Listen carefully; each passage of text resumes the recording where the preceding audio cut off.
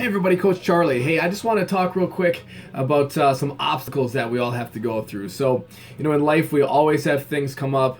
Nothing ever stays the same, and we always have to deal with different obstacles and different challenges. So, at the gym here, one of the most common obstacles that we deal with are injuries. So, once in a while someone may get injured, especially in our adult classes, because we can be a little bit more physical. So, usually not horrible injuries, but nonetheless, there's bumps and bruises and aches and strains. So, how do we deal with that?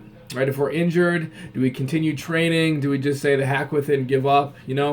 And honestly, I feel like sometimes people use it as an excuse. So I strained my right toe, so today I'm not going to come and train, right? It's an easy way out. But the problem is when we keep doing that over and over and over, we make little excuses for ourselves and it becomes a habit. So you might think that, I've been working really hard, I'm just going to take it easy today, I got a sprained toe or a sprained finger, whatever, right? And eventually you'll notice in other parts of your life you start making little excuses for yourself. And this is just a horrible road to go down. I'll give you a little story about myself, and I'm not telling you this story to brag or to boast. It's just purely an example. About 6-7 years ago, I was fighting very competitively and had a fight in Flint, actually. And a guy kicked me, and I blocked it, and he just kicked so hard he busted my arm in half, right? At that time, I was running the business by myself. I didn't have any assistants. I did everything. I wore all the hats. So I had to figure out a way to get it done. It was either that or lose my business or not make money or lose my, where I was living and everything else. So I remember, and on top of that, I had a ton of guys that were training for fights. So it was my job, no matter what, to make sure that they were ready for their fights. And that was my main objective at that time with the gym.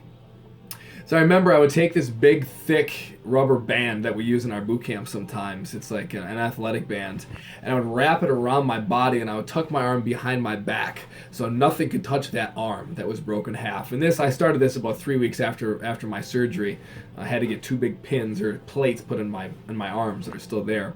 But anyways, I had to tuck this behind my back, and I found that, because I couldn't use my left hand, that my right got a lot better, right? I used jabs with my right, I could throw nice crosses with my right, my kicks got a lot better because I was forced to use those. So you might look at an injury or some other obstacle in your life as, a negative, it's a bad thing. But you can take that negative and turn it into a positive, right? Where there's a will, there's a way. It can always be done, right? If you get in a bad car accident and your car is useless, do you just stop working?